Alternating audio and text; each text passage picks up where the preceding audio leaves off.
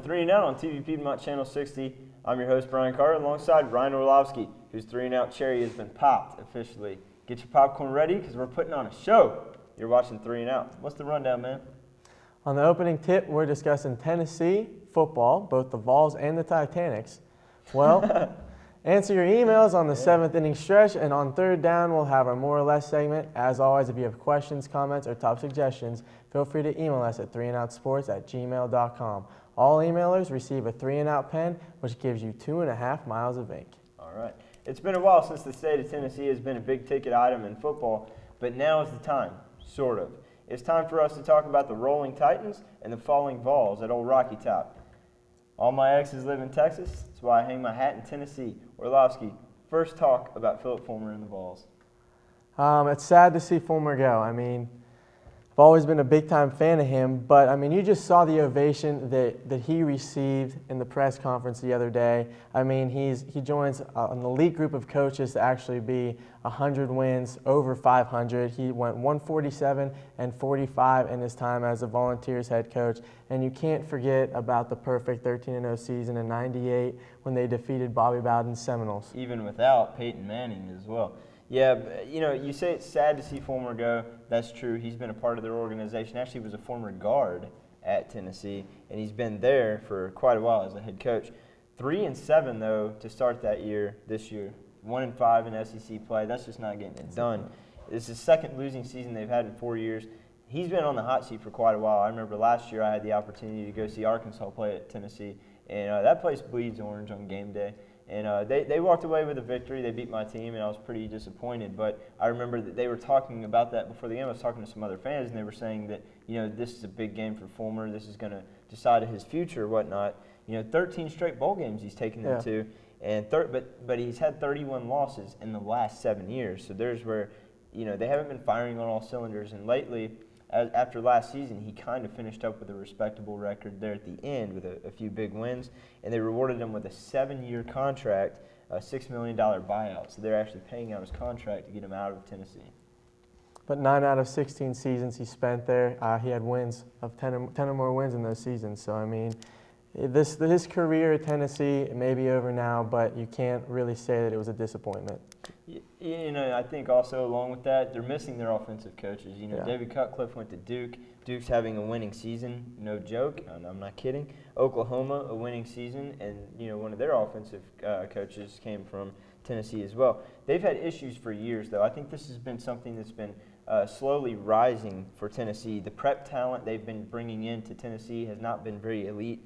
They've done a pretty poor job of recruiting. Pin a lot of that on Philip Fulmer. I'm not sure how much of it is his fault, but one thing that's definitely not Fulmer's fault is that he has not had in quite a while a top-tier quarterback. There's not been an elite quarterback at Tennessee for quite a long time, one that can come in and just run the tables of the SEC. So I kind of say it's because they've never had a prepared quarterback in there, so it's really their fault. Tennessee's got a great running game, but sometimes I question the play calling. So anything else you want to talk about the Tennessee Volunteers? Well, not necessarily with the Tennessee Volunteers, but there is something to cheer about in Tennessee. The Titans are 9-0. I mean, nobody really saw this coming, especially when Vince Young went down. Kerry Collins stepped right in. What was it? 8-0 as a starter? 8-0 as a starter. Unbelievable. Done a great job there. Again, without Vince Young, you know, they have not missed a step. And, you know, and there were, you know, not just an injury to Vince Young, but they were talking about mental impairness. You know, he was a little bit depressed, it seemed like, and suicidal thoughts, things like that. I wonder how much depressed he's become now, seeing as that they don't even need him in there. You know, Lundell White has come through big for Tennessee Titans, much as everyone else. And Jeff Fisher, one of the most underrated coaches in the game of the NFL. I'll never forget how he brought the Tennessee Titans to the Super Bowl back in 1999. The Rams beat them out on the last play of the game. That was a great game. But, you know, I've always respected the Tennessee Titans, and he's been there since then. And they've hit some hard times, but, you know, I think they're finally due up. You know, the cream has rise to the top. Yeah. Lendale White, actually, he actually leads the rushing attack that's now 6th in the NFL. And I can't help but, you know, just getting flashbacks when he runs to Jerome Bettis. You know, big backs that just pound down the defense. You know, they wear down the defense, opening up that passing game. So. Yeah.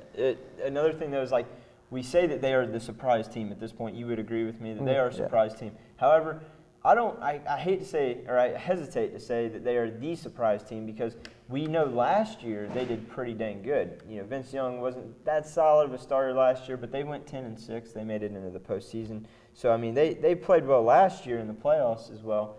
Without Young, though, it's been really impressive to see a team gel together the way they have with someone like Kerry Collins, who doesn't do a lot. Kerry Collins doesn't do a lot. But it seems like he's one of those like players that does just enough to get you where you need to be. He's a team player. He knows when to hand the ball off. He knows when to throw. He knows when to take chances. It also helps when your defense is ranked 5th in the NFL as well. I mean, they're allowing under 285 yards per game, and they got 2 guys with 4 picks. So, I mean, the defense is playing really well. They are. Let me ask you this, going back to Vince Young. We keep harping on this. By the way, Sports Illustrated, I meant to bring this up last show. It's got, instead of the Philadelphia Phillies win the World Series, right?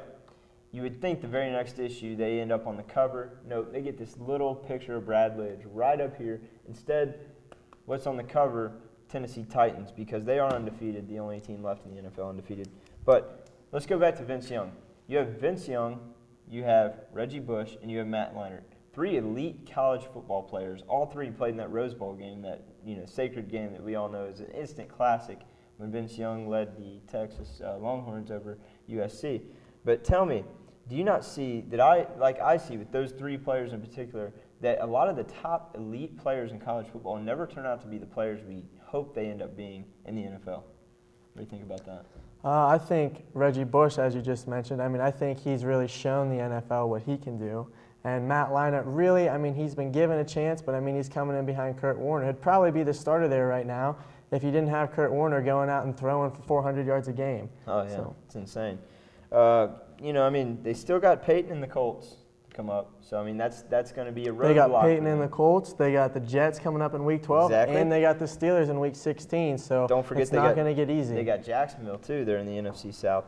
Titans have the NFL's easiest schedule, though. I actually looked this up. Strength of schedule. However they do their system rating, they have a -11 rating, which is the lowest in the NFL. Therefore, they are playing the easiest schedule. Their games are only going to get tougher. I don't think this team is going to go undefeated. They're not going to pull a New England Patriots and go undefeated in the regular season. I don't see that happening, but I do think they're a surprise team. They're better than we thought they were going to be. Game ball. I'm going to give my game ball. It's time for baseball game ball to the New York Yankees. Why do I give the game ball to the Skankies? You want to know why? I hate them so much, but they finally got just a tad bit smart, declined options on Jason Giambi and Carl Pavano. Finally looking to move forward and get rid of the steroid heads. I got to give my game ball to Jay Cutler of the Denver Broncos the other night against Brady Quinn and the Browns. 3 touchdowns, 447 yards passing, quarterback rating of 107.8. Sounds good, man. We're taking a break, but when we come back, we'll check our inbox and open the email floodgates during the 7th inning stretch. Stay tuned for more 3 and Out.